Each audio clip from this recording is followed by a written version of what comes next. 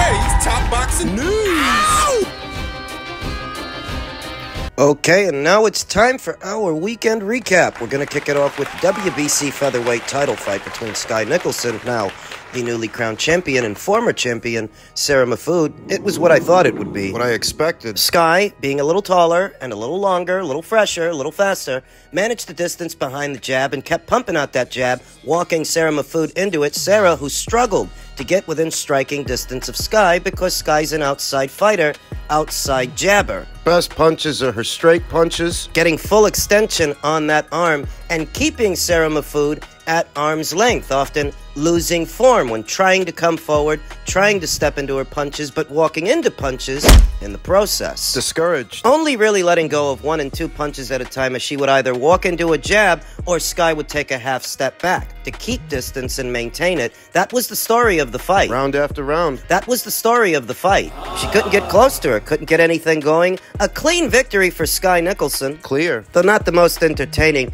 Outside fighters in that minimalist approach to boxing, moving and jabbing. It's monotonous. And not really my cup of tea, but when the pure boxer is fighting their fight and winning their fight, that's what happens. They're poised and patient enough to hang back and walk their opponent into punches, managing the real estate, fencing with the lead hand, and sticking it out there. Staying behind it most of the time. It's what long-range fighting looks like. That's what Sky Nicolson is, a long-distance fighter. Pure boxer. Hit and not get hit, completely defensively minded, not showing much of a work rate, not much spice and not much spite. No inside game. Those rare moments where Sarah Mahfoud was able to close the distance, Sky Nicolson instinctively tied her up, as pure boxers often do. Smother the opponent. And frustrate them. I didn't see anything yesterday. I didn't see anything Sky Nicolson did that would lead me to believe she's got what it takes to beat Amanda Serrano. I'm sorry, but if you're this tentative, if you have to be this careful with Sarah Mahfoud,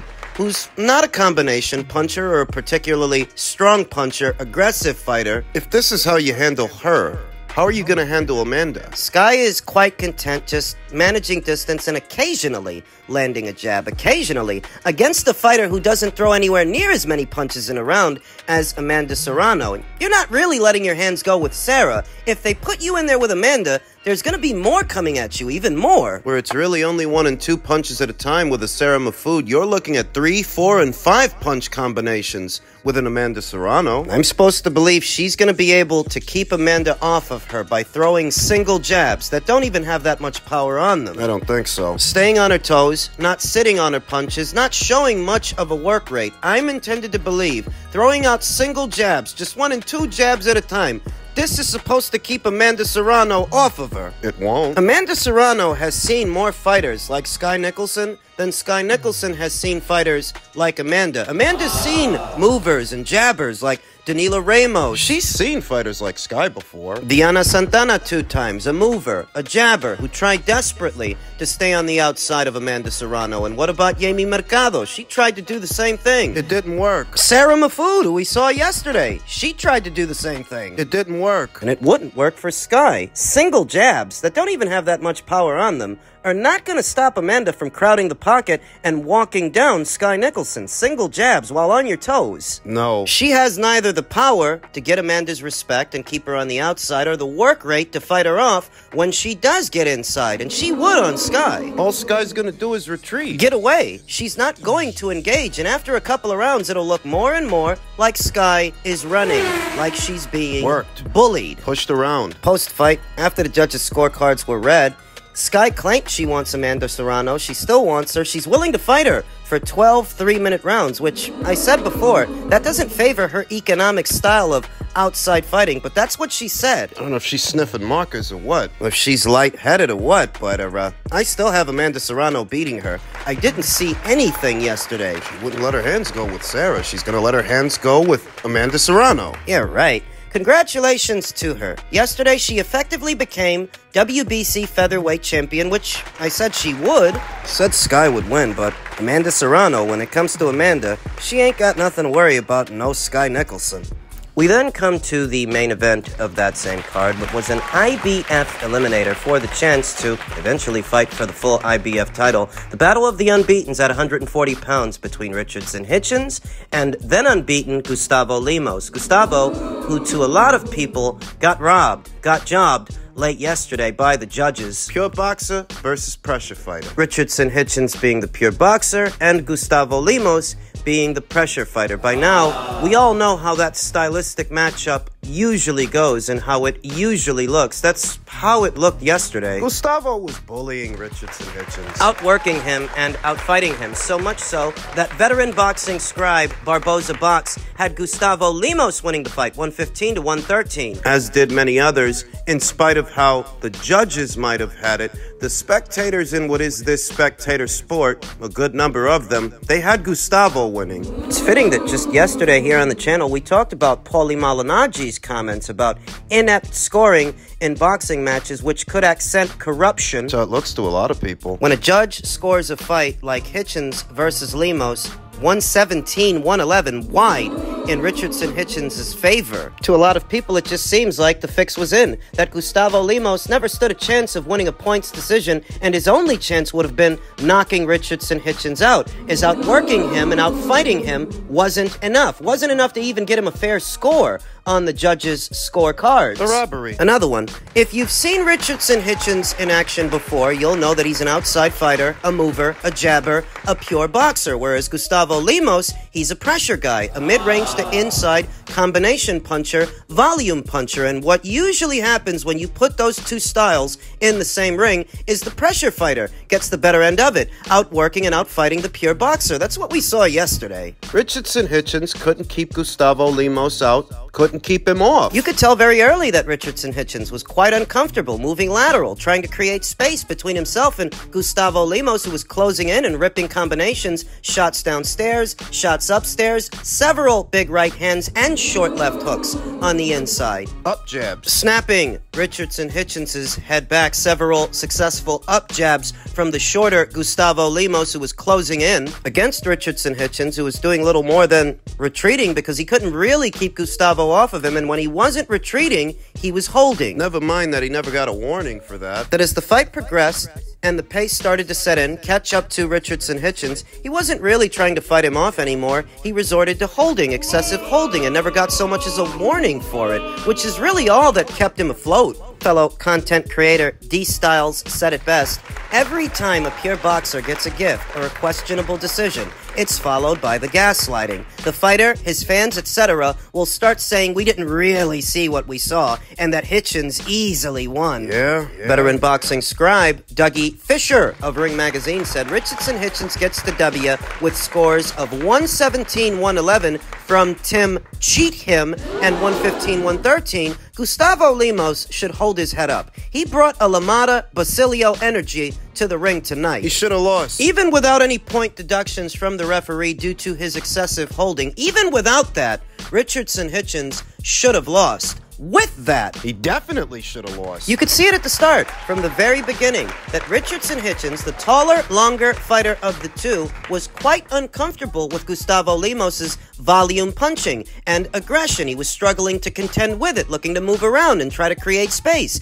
to keep Gustavo at the end of his jab, but he couldn't. Gustavo kept getting to him. And Gustavo was the noticeably busier fighter, more prolific puncher within a round of the two. That's not to say that Richards and Hitchins didn't bank some rounds of his own. He did towards the middle as Gustavo slowed down a bit, allowing Richardson to grow into the fight. For a while. Though not so much that he should have won a points decision, and not so much that any of the three judges should have had it 117-111 in his favor. No way. He struggled. He struggled greatly, the way pure boxers often do against pressure fighters, and in the eyes of many, he lost. But here's the kicker. What? This fight with Gustavo Lemos is tantamount to a rehearsal for a fight with another pressure fighter, Yes. a bigger pressure fighter, Yes. a champion in Subriel Matias. If this is how you look trying to contend with the pressure of Gustavo Lemos, If this was the best you could do against him, you ain't got nothing. for Subriel Matias. Gustavo Lemos, a noticeably short, stumpy, stocky, compact pressure fighter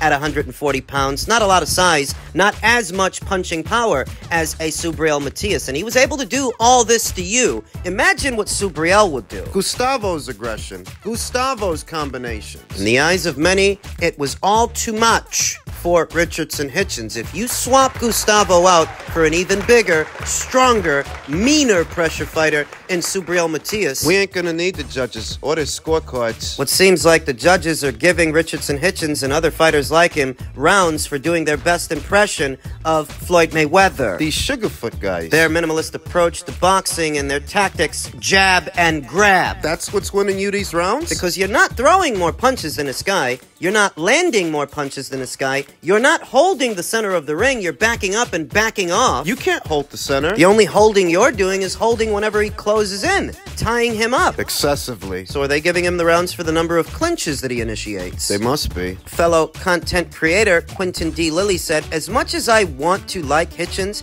he's just not very fun to watch. He had a minimalist approach. He tries to throw the least amount of punches to still win the rounds instead of trying to dominate the round by being active, as many pure boxers in this day and age often do. The safety first approach. They don't really want to let their hands go. Throw any combinations or show any inside game. On the inside, all they do is hold. Today's pure boxer and what they do often resort to. So he makes off like a bandit with a points decision that people don't really think he deserves. A bad advertisement for himself under pressure, that you'll be under even more pressure if you actually fight Subriel Matias, if you actually do fight the IBF champion. Questions as to whether or not he's going to. I don't think he has much of a choice. He's not going to get a money fight anywhere else. You start to say, okay, is he that guy who only gets up for certain guys that he thinks that he respects, that he thinks there's a fear level, a danger level, you know, an urgency level, and he gets up for, or does he fight down to his competition?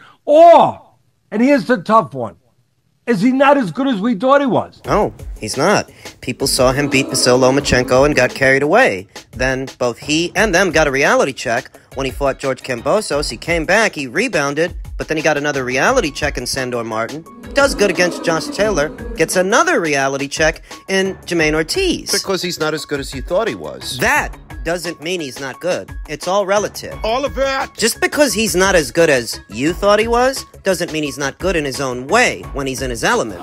It's not that cookie-cutter answer, that cliche that he's just fighting down to the level of his opposition. It's that you overestimated what he could do because you saw him beat one or two good fighters in Vasyl Lomachenko and Josh Taylor. And what do Vasyl Lomachenko and Josh Taylor have in common? They're both aggressive, mid-range to inside combination punchers. They put punches together. That plays into Teofimo's hands, his base style, because he's a counter puncher. The kind of guy that if you try to put together 3 or 4 punches on him, he's going to try to catch you in between. And if you're not careful, he will. He's got power, so he can hurt you. But when he fought those two guys, a lot of people, they jumped off a cliff. They went overboard, the way overzealous boxing fans often do after a stellar performance, not realizing that stylistically, those guys played into Teofimo's hands. See, Vasyl Lomachenko, normally, he's a very active fighter, very prolific within a round, throwing several punches, but in the Lopez fight, he couldn't do that because he was weary off the counter. So he gave away several of the early rounds, too many of them,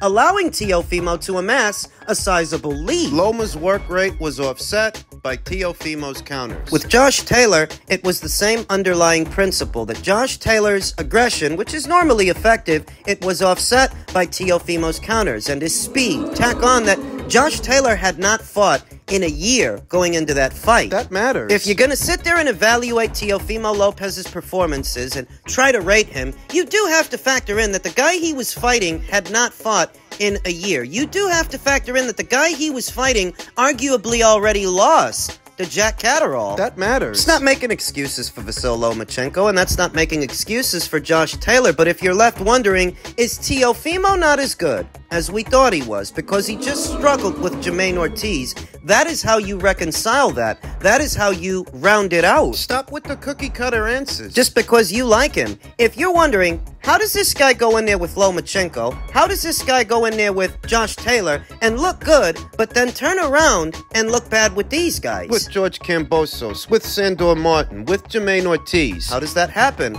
And the way that happens, if you're paying attention, is that with Vasyl Lomachenko and Josh Taylor, Teofimo didn't have to give chase. Those guys came to him. Those are normally aggressive, mid-range to inside combination punchers, whereas with the other guys, they move away. Where Loma and Josh come towards you, those guys, they move away. You're talking about George Kambosos, Sandor Martin, Jermaine Ortiz. That's how they fought him. They moved away and tried to keep him at arm's length, forcing Teofimo to be the one to have to come forward. And he struggles when he comes forward because he's not creative enough with his offense and he's open for punches. He struggles. Now when he's hanging back, shifting his weight onto his back foot, rolling punches off the shoulder, and setting traps, he can walk a guy into a counter. That's when he's hanging back. But if he's coming forward, if he's the one who has to initiate the action, if he has to chase the guy, he struggles. That's why he got sat on his back pocket with George Kambosos. That's why he got sat on his back pocket 2 times with Sandor Martin. And that's why he just struggled with Jermaine Ortiz. It's a